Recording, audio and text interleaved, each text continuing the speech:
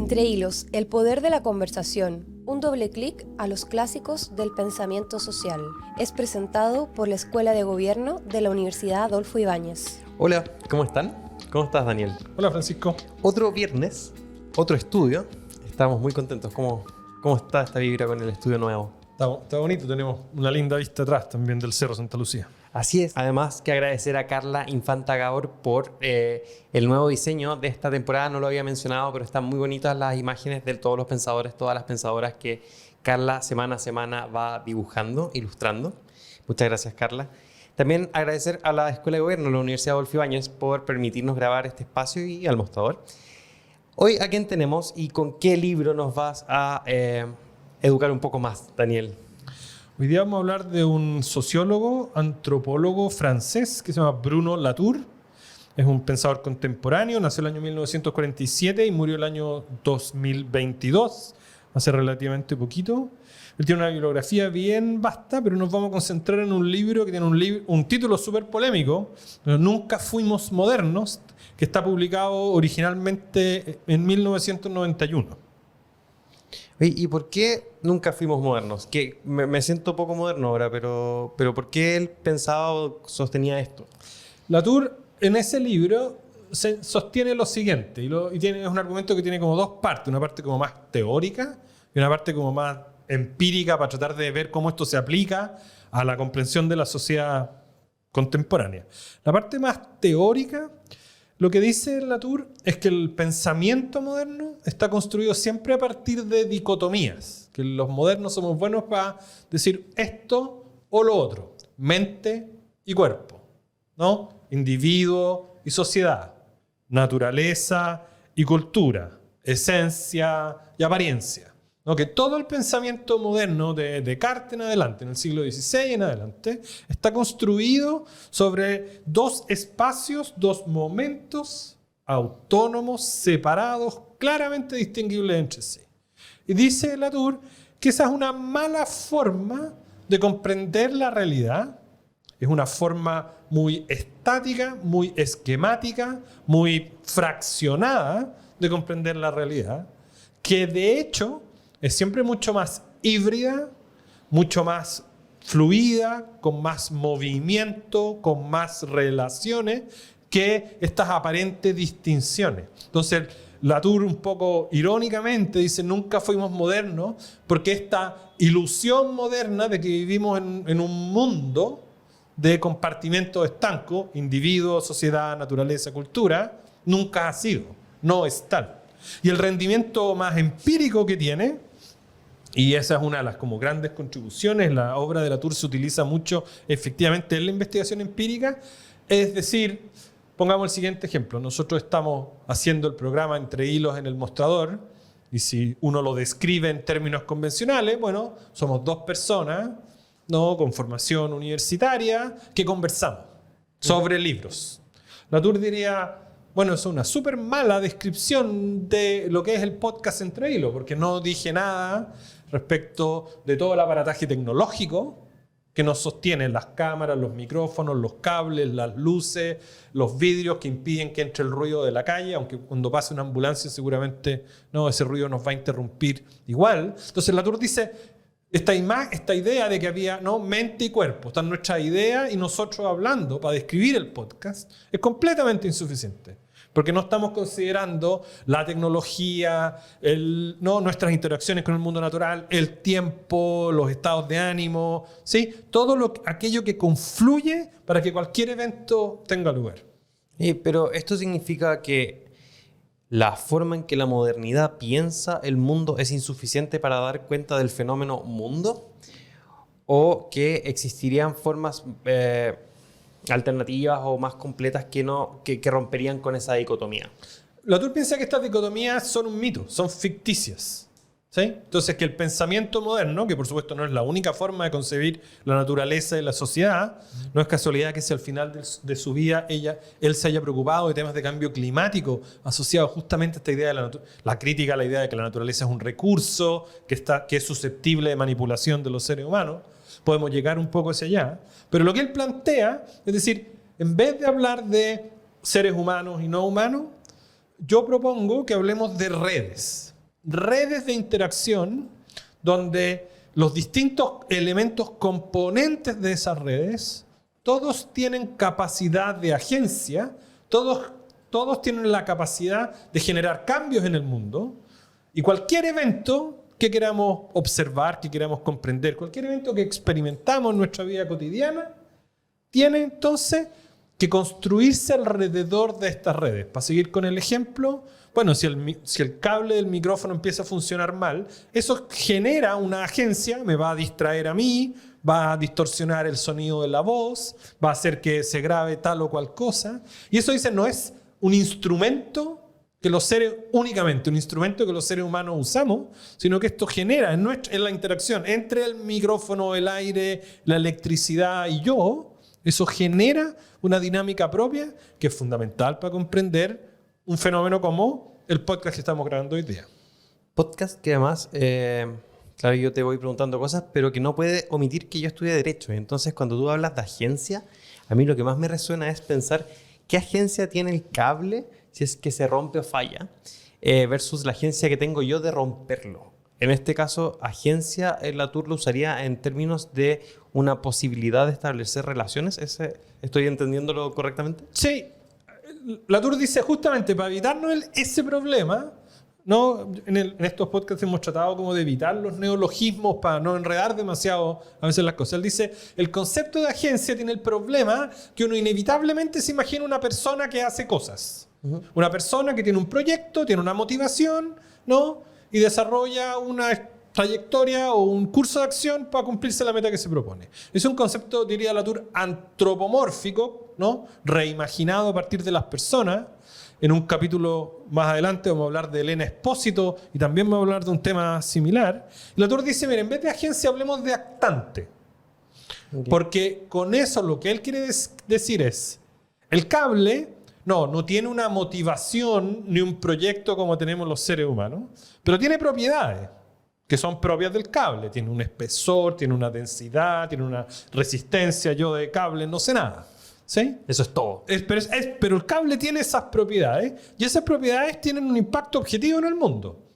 Si el cable es más grueso o más delgado, eso tendrá efecto en la forma en que esto se graba. Si viene un shock de luz, que el cable se funda o no se funda. Por tanto, el cable no tiene motivaciones y proyectos, pero tiene la capacidad de transformar cuestiones que suceden en el mundo. Y por tanto, en nuestra interacción no es que únicamente sea yo el agente y el cable sea un receptor pasivo, sino que dependiendo de cómo se comporta el cable se quema y esto empieza a incendiar, yo me voy a tener que correr. No, el estudio nuevo, que no se que no se nos queme el estudio nuevo. Oye, Daniel, ¿y qué hay detrás de esta preocupación que tiene Latour por decir no es suficiente esta forma en que estamos entendiendo el mundo en relación, por ejemplo, con su propio tiempo de vida? ¿Qué pasó, qué crees tú, para que él haya dicho, oye, aquí nos falta algo? Yo creo que la primera preocupación es finalmente, si uno piensa, Latour nació a finales de los 40, no es en algún sentido un contemporáneo, bueno, mío, ¿no? un poco más viejo que yo. Es un periodo de cambio tecnológico súper acelerado. Lo conversamos en el capítulo atrás con Beck, o lo conversamos en el capítulo anterior sobre Manuel Castells. Y los primeros estudios de Latour son sobre qué es la ciencia y cómo se produce conocimiento científico.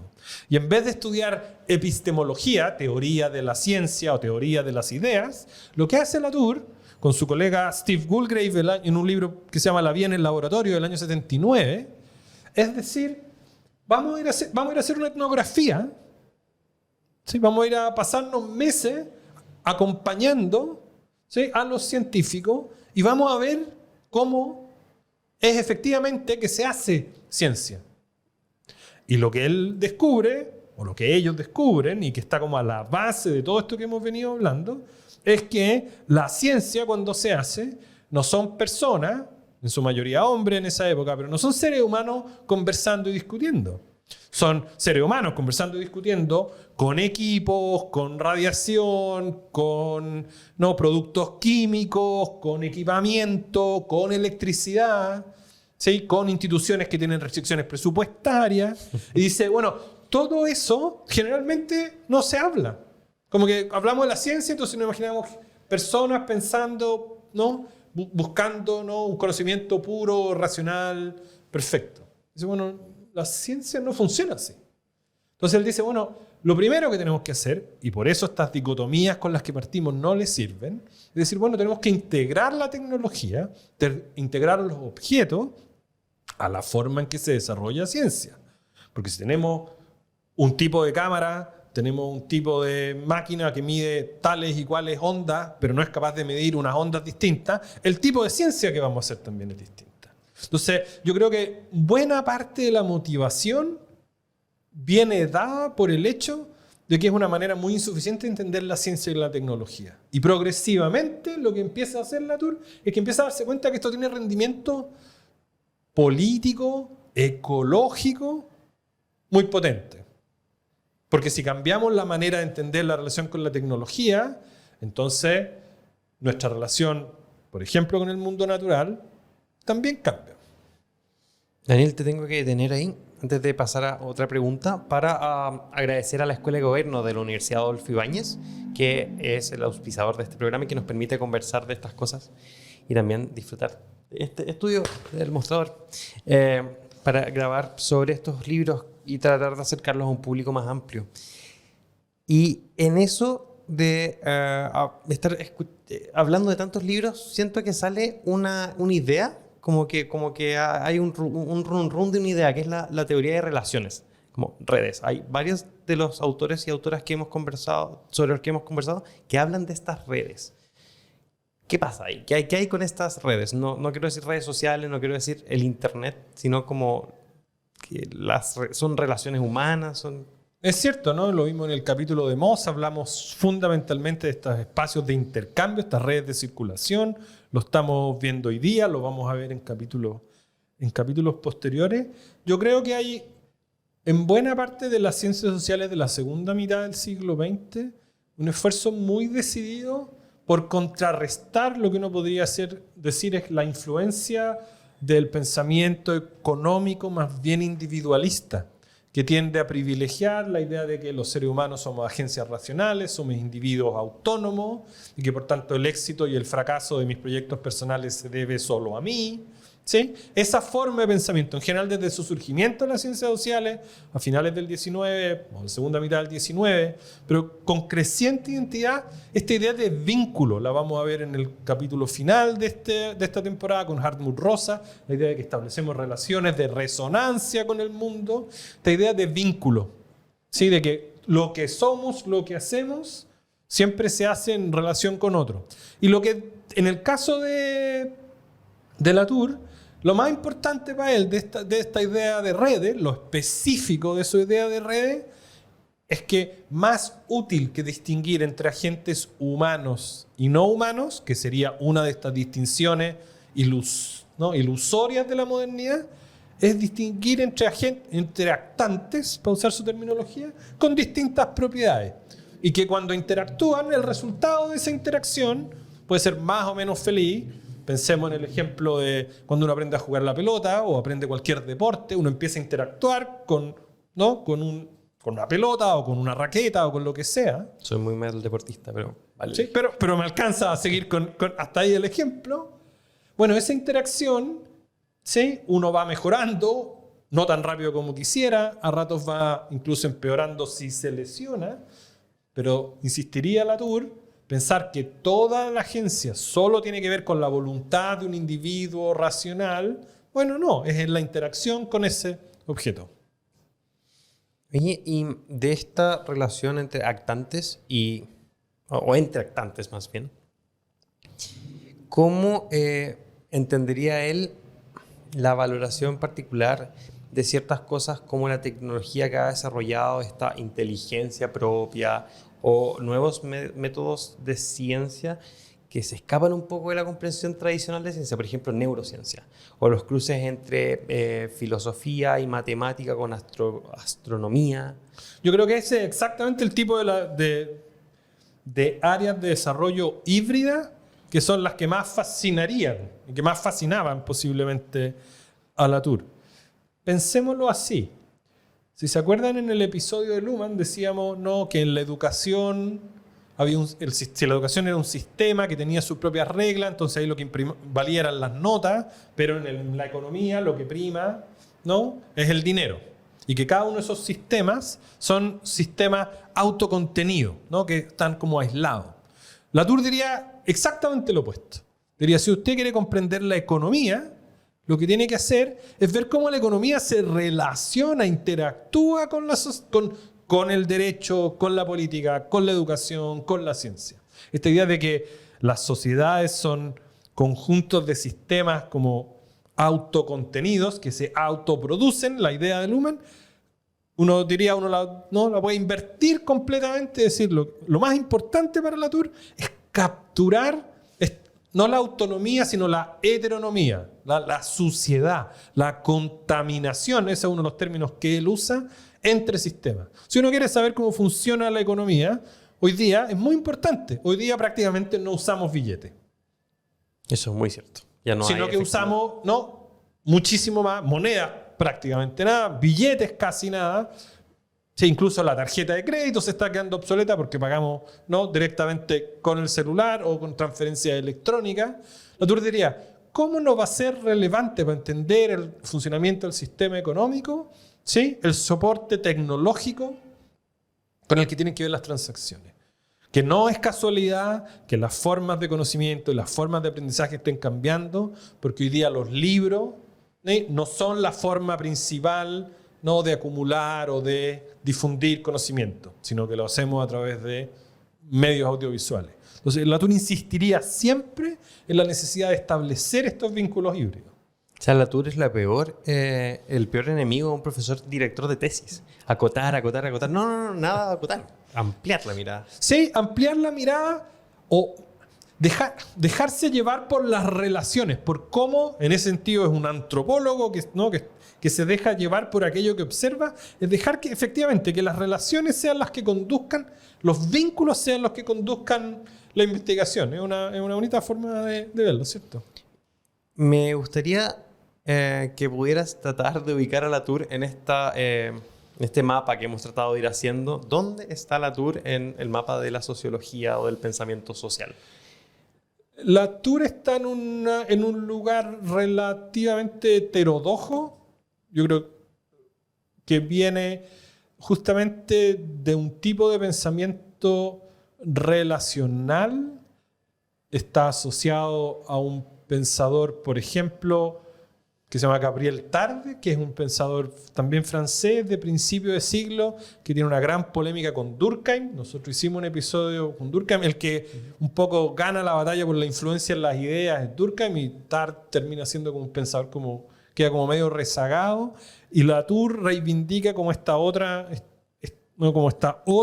perspectiva más que busca pensar las relaciones de manera más expresa. Y diría también que una cuestión con la que va a ser muy interesante pensar a Latour, él recupera distintas concepciones de la naturaleza que van más allá de la concepción como moderna de que la naturaleza es opuesta a la sociedad y es un instrumento para los seres humanos, y que justamente en el contexto de la crisis climática, él vuelve a la idea de la diosa griega de Gaia para pensar que nuestras relaciones con el mundo natural, él no diría deben tender como hacia la armonía de manera automática, pero que debemos repensar y reconcebir y reestructurar nuestras relaciones con el mundo natural a partir de esta idea de que la naturaleza tiene su propia agencia. La naturaleza no es una sola cosa, son múltiples actantes que interactúan con nosotros y entre ellos de manera súper compleja, y en este nuevo vínculo con la naturaleza debería ser la forma o parte de la forma en las que, en la medida en que vamos dejando de ser modernos, podemos comenzar a resolver también la crisis climática. Bien. Muchas gracias por la explicación. Creo que fuimos saltando de tema en tema, pero que al final tocamos varios como puntos esenciales de la obra de Latour, que vamos a seguir viendo en otros episodios. Sin duda. Muchas gracias, Daniel. A ti, Francisco. Y hasta la próxima. Chau, chau. Creílos, el poder de la conversación. Un doble clic a los clásicos del pensamiento social. Fue presentado por la Escuela de Gobierno de la Universidad Adolfo Ibáñez.